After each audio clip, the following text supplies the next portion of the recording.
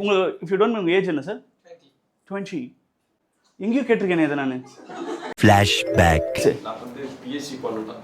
I'm thinking of doing a PhD and she seems useful. Can I like? என்ன LinkedIn நானே. Can I recommend her? அந்த ஆள் இருக்கார்ல அவரும் PhD தான்.